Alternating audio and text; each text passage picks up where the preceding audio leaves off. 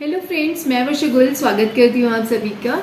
तो आज की इस वीडियो में हम बहुत ही इंटरेस्टिंग टॉपिक पे बात करने वाले हैं। ऐसी वो गलतियाँ जो मैंने अपनी वेट लॉस जर्नी में की।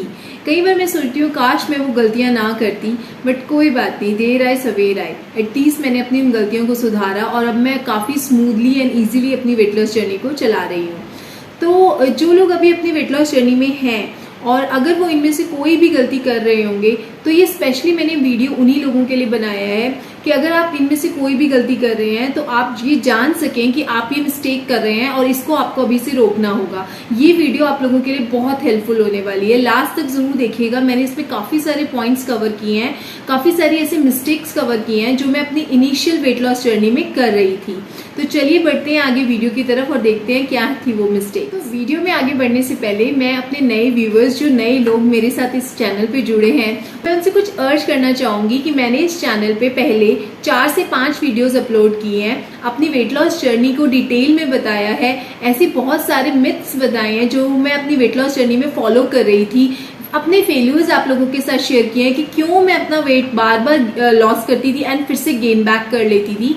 तो ये सब जो मैं बातें अपनी वीडियोस में आप लोगों के साथ शेयर कर रही हूँ, ये मेरी नेचुरल वेट लॉस जर्नी है, ये मेरी रॉ अपनी लाइफ है जो मैं आप लोगों के साथ शेयर कर रही हूँ। इसमें कोई भी बात ऐसी नहीं है कि जो मैं आपको झूठ बोल रही हूँ या कोई चीज़ ऐसी है जो मैं आपको कुछ भी ऐसे बना के बता रही हूँ। ये सब कुछ मेरे रियल लाइफ एक्सपीरियंसेस हैं और मैं हर उस इंसान से, जो भी मेरी इस वीडियो को देख रहा है, जो भी नए लोग मुझसे जुड़े हैं, ये वीडियो को देखने से पहले उन सभी वीडियोस को देखिए। उससे आपको मेरी लाइफ जर्नी के बारे में, मेरी वेट लॉस जर्नी के बारे में आइडिया होगा कि मैं कहाँ तक पहुंची हूँ, मैंने अपना 30 kg वेट लॉस कैसे किया है। पहले मैं 102 kg की थी और अब मैं 70 kg and counting, below 70 kg जाती जा रही हूँ।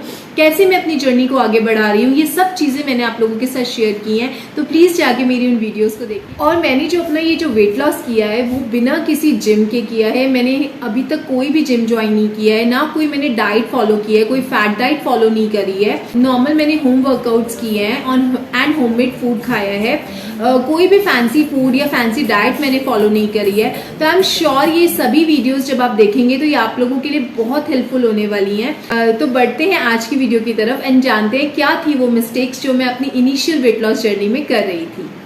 तो सबसे पहली मिस्टेक जो मैं कर रही थी वो था eating very low calories and cut down sugar completely.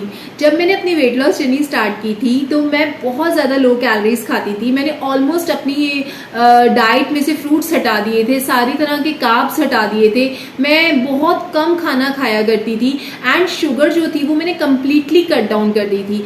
हालांकि हम लोग बहुत बार ऐसी चीज़ें सुनते हैं कि शुगर मत खाइए, शुगर मत खाइए, आपको बिल्कुल शुगर नहीं खानी चाहिए, आपको चावल नहीं खाने चाहिए, आपको रोटी नहीं खानी चाहिए, बट ऐसा कुछ नहीं होता। आपको हर चीज़ खानी चाहिए, वो भी मॉडरेशन में।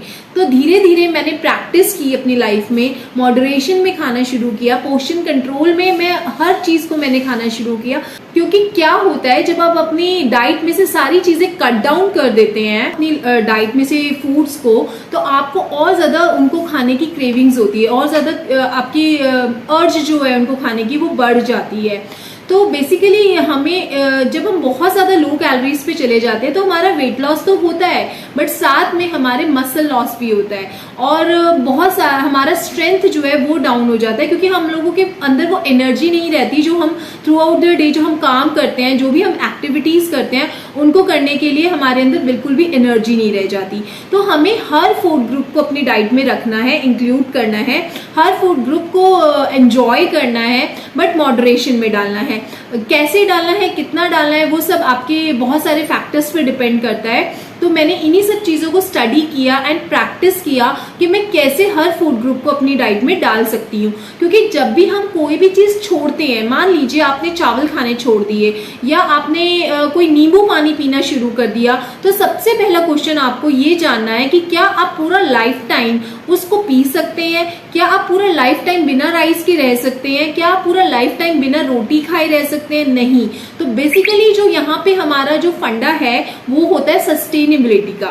सस्टेनेबल अप्रोच हमें जो है वो लेनी है वेट लॉस में एंड उन मेथड्स को फॉलो करना है जो आप लाइफ टाइम कर सकते हैं। तो बेसिकली हमें लो कैलोरीज पे ना जाकर गुड कैलोरीज खानी है और ये ध्यान रखना है कि आपका जो फूड है वो कहाँ से आ रहा है, हेल्दी है कि नहीं है, ये भी हमें ध्यान रखना है कैलोरीज के साथ साथ। तो बढ़ते हैं अपने अगले पॉइंट की तरफ, और वो है focusing only on my weight loss, on my weighing scale.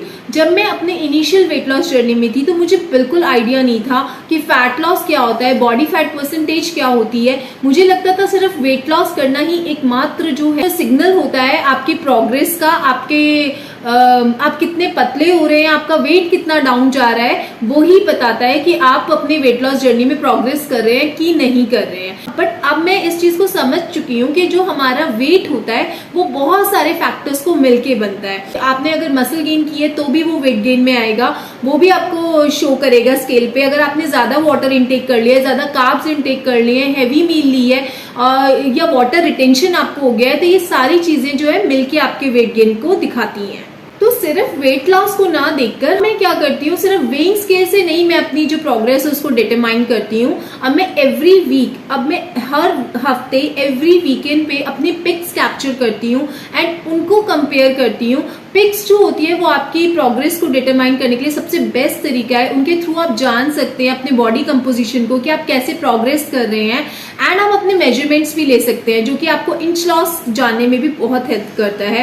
And body fat percentage को भी आप कैलकुलेट कर सकते हैं। गूगल पे बहुत सारे ऐसे कैलकुलेटर्स चले हुए हैं जहां पे आप अपना डाटा फीड करके बॉडी फैट परसेंटेज को भी जान सकते हैं कि आप उससे कैसे प्रोग्रेस कर रहे हैं। तो सिर्फ वेट लॉस ही नहीं आपकी प्रोग्रेस को बताता है, और भी बहुत सारे फैक्टर्स है जो आपकी प्रोग्रेस को आप कैसे अपनी जर्नी में आगे बढ़ रहे हैं वो डिटरमाइन कराता है।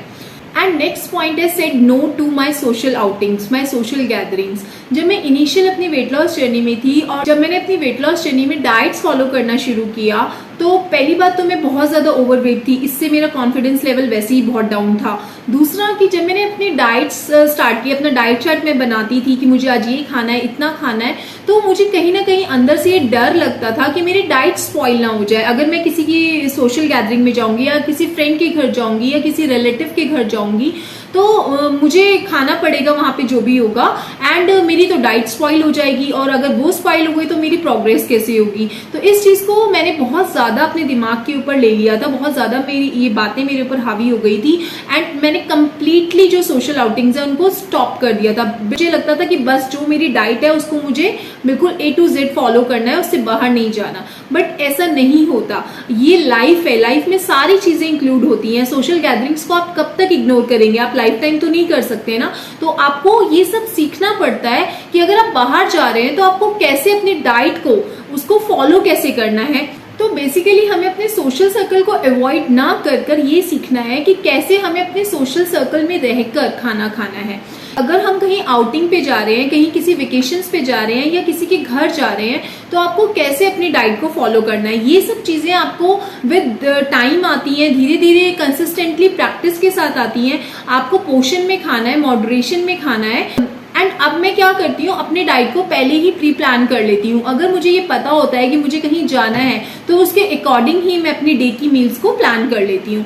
नेक्स्ट जो पॉइंट आता है, जो सबसे बिगेस्ट मिस्टेक मुझे लगती है मैंने की, doing excess of cardio on my heaviest weight. जब मैं 90-100 kg की हुआ करती थी तो तब मैं बहुत ज्यादा जंपिंग वाली एक्सरसाइजेस करा करती थी, बहुत एक्सेस में मैंने कार्डियो किया, जिससे मैंने अपनी नीज को काफी हर्ट किया। मेरा स्टेमिना पहले ही बहुत लो था ओवरवेट होने की वजह से, और मेरे पैरों में ऑलरेडी बहुत ज्यादा फैट था। बॉडी वेट होता है हमारा, वो सारा जो वजन होता है वो हमारे पैर पे ही आता है। तो जब आप बहुत ज्यादा हैवी होते हैं, हैवियर वेट पे होते हैं, तो आपको तब बहुत ज्यादा जंपिंग एक्सरसाइजेस नहीं करनी चाहिए। तो मुझे इस बात का कोई आइडिया नहीं था, मैं बहुत एक्सेस में स्किपिंग करा करती थी, जंपिंग जैक्स करा करती थी, एंड ये सब करने की वजह से मेरी नीज में बहुत ज्यादा पेन रहने लग गया था, मेरे एंकल में बहुत ज्यादा पेन रहता था। जब आप बहुत ज्यादा हैवी वेट पे होते हैं तो आपको हाई इंटेंसिटी वर्कआउट्स नहीं करने चाहिए, लो इंटेंसिटी वर्कआउट्स करने चाहिए, बिल्कुल स्लो आपको अपने वर्कआउट्स करने चाहिए। एंड ज्यादा फोकस आपका आपकी डाइट की तरफ होना चाहिए कि पहले आपको डेफिसिट में रह के, डाइट में रह के अपने वेट को नीचे लेके आना है, एंड देन आप ग्रेजुअली जो है धीरे धीरे अपने वर्कआउट की इंटेंसिटी को, पेस को बढ़ा सकते हैं। तो नेक्स्ट जो पॉइंट आता है, नेक्स्ट जो मिस्टेक मैंने अपनी वेट लॉस जर्नी में की, ignoring my pre workout warm ups and post workout stretchings. तो जब मैं वर्कआउट्स करा करती थी तो मैं डायरेक्टली वर्कआउट करना स्टार्ट कर देती थी। मुझे बिल्कुल आइडिया नहीं था कि वार्म अप करना भी हमारी बॉडी के लिए बहुत ज़्यादा ज़रूरी होता है। एंड जब आप अपना वर्कआउट कंप्लीट कर लेते हैं तो उसके बाद स्ट्रेचिंग करना भी बहुत ज़्यादा ज़रूरी होता है।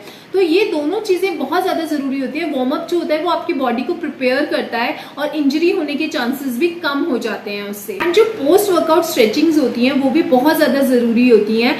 स्ट्रेचिंग करने से आपकी बॉडी रिलैक्स होती है, आपकी रिकवरी बहुत जल्दी होती है। तो ये सब चीज़ें मैंने बहुत लेटली अपनी वेट लॉस जर्नी में सीखा एंड उनको इंक्लूड किया। अगर आप भी कोई भी ऐसा वर्कआउट कर रहे हैं तो प्लीज़ अपनी वर्कआउट स्केड्यूल में, वर्कआउट में वार्म अप्स एंड स्ट्रेचिंग को ज़रूर इंक्लूड कीजिए।